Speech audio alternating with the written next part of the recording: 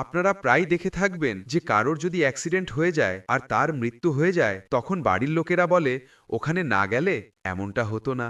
কোনো ব্যক্তি যদি জলে ডুবে মারা যায়, তখন লোকেরা বলে স্নান করতে নদী পুকুরে না গেলে তাহলে এমনটা হতো না, হতে পারত তার মৃত্যু এড়ানো যেত।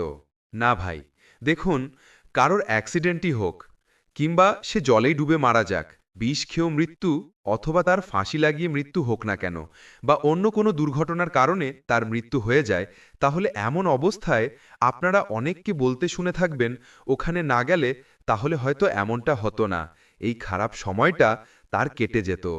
কিন্তু বন্ধুরা, যা নিশ্চিত তা আমাদের সাথে হবেই। আপনাদের জানিয়ে রাখি, রামচরিত মানসের বালকাণ্ডে পরিষ্কারভাবে এই প্রসঙ্গটি লেখা আছে। একটা উদাহরণ দিচ্ছি আপনাকে। একটা প্রতাপভানু নামের রাজা ছিলেন, আর একবার তার ঘরে অনেক সন্ত এসেছিলেন, ব্রাহ্মণ এসেছিলেন। তিনি তাদের সকলকে ভোজন করাচ্ছিলেন। কিন্তু যিনি তার রাঁধুনি ছিলেন, সে এক মায়াবী রাক্ষস ছিল। সেই মায়াবী রাক্ষসটি সমস্ত সন্তদের আর ব্রাহ্মণদের থালায় মাংস পরিবেশন করে দিল। আর সন্তরা ও ব্রাহ্মণেরা দেখলেন যে আমাদের থালায় মাংস রয়েছে। তখন তারা রাজা প্রতাপভানুকে অভিশাপ দিয়ে দিলেন, যা, তুই চিরকালের জন্য রাক্ষস হয়ে যা। এখন রাজা প্রতাপভানু মনে মনে বিচার করেন, আমি যদি ভাণ্ডারা না করাতাম, সন্তদের এবং ব্রাহ্মণদের ভোজন না করাতাম, তাহলে আজ আমার এই দুর্গতি হতো না, হয়তো আমার উপর দিয়ে এই সময়টা কেটে যেত। সেই রাজা প্রতাপভানুই পরে গিয়ে রাবণ হয়েছিলেন। এগিয়ে যাওয়ার আগে আপনাদের রিকোয়েস্ট করছি, ভিডিওটিকে লাইক অবশ্যই করবেন, বন্ধুদের শেয়ার করে দেবেন। আর আপনি যদি এখনও চ্যানেলটিকে সাবস্ক্রাইব না করে থাকেন, তাহলে চ্যানেলটিকে সাবস্ক্রাইব করে বেল আইকনটি অবশ্যই প্রেস করবেন। বন্ধুরা, রামচরিত মানসে লেখা আছে, যা হওয়ার তা আমাদের সাথে অথবা আপনার সাথে হবেই, সেটা কোনোভাবেই এড়ানো যায় না। আর যা হওয়ার ছিল না তা আমাদের সাথে কখনো হবে না।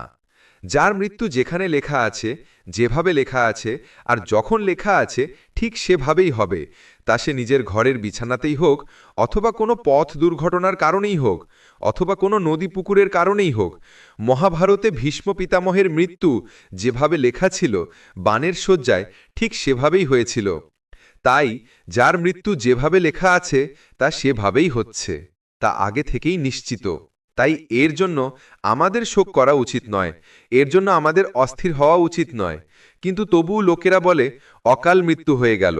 আসলে এটি অকাল মৃত্যু নয়, এটা নিশ্চিত বলে মেনে নিন, এমনটা আমাদের সাথে হওয়ারই ছিল। কিন্তু বন্ধুরা, শাস্ত্র বলে যে সকালে শালিগ্রাম ভগবানের অথবা লাড্ডু গোপালের স্নান করার পর যে জলটুকু বেঁচে থাকে তাকে চরণামৃত বলে। ভগবানকে পূজা করার পর ওনাকে প্রণাম করে চরণামৃত পান করে নিজের ঘর থেকে বেরোয়, তার কখনো অকাল মৃত্যু হয় না। আপনাকে জানিয়ে রাখি, অকাল মৃত্যুর মানে হলো কোনো পথ দুর্ঘটনায় অথবা জলে ডুবে মারা গেলে একে কিছু লোক অকাল মৃত্যু বলে, কিন্তু শাস্ত্র বলে এটা নিশ্চিত। যদি অকাল মৃত্যু হয় তাহলে এই কথাটি একদম সত্যি। যদি সময়ের আগে এই প্রকারের মৃত্যু হয়ে যায়, বন্ধুরা, আমরা আপনাদের জানিয়ে দিই, আমাদের গুরুজনেরা বলেন ৮০ বছর বয়সের আগে যদি কোনো ব্যক্তির মৃত্যু হয়ে যায় তাহলে তাকে অকাল মৃত্যুই বলা হয়। কোনো অধিকারীর অকাল মৃত্যু হয়ে গেল, স্ত্রী গলা টিপে মেরে ফেলল, তাহলে সে কি হলো? সে প্রেত হলো। সাধু ব্যক্তি মারা গেলে তাদের কি হয়? আপনারা তো স্বামী বিবেকানন্দকে চেনেন, ওনার মৃত্যু ৩৯ বছর বয়সে হয়েছিল। যে ব্যক্তি সত্যের পথে চলত, নিজের জীবনে সব সময় পুণ্যকর্ম করে গেছেন, তাহলে যদি সে ২০ বছর বয়সেও মারা যায় তাহলে সে নিশ্চিত ভগবানের ধামে যাবেন। কিন্তু যারা পাপী লোক, নিজের জীবনে সব সময় খারাপ কাজ করে, ভগবানকে মানে না, অন্যের উপর অত্যাচার করে এবং নিজের মা বাবার অপমান করে, এবং কোনো কারণে সেই পাপী মানুষের মৃত্যু হয়ে যায়, তাহলে নিশ্চিত মেনে নিন সে নিজের বাকি জীবনে ঘুরে বেড়াবে। এখনও তাদের কাজ যতক্ষণ পূর্ণ না হবে ততক্ষণ তারা ঘুরে বেড়াতে থাকবে।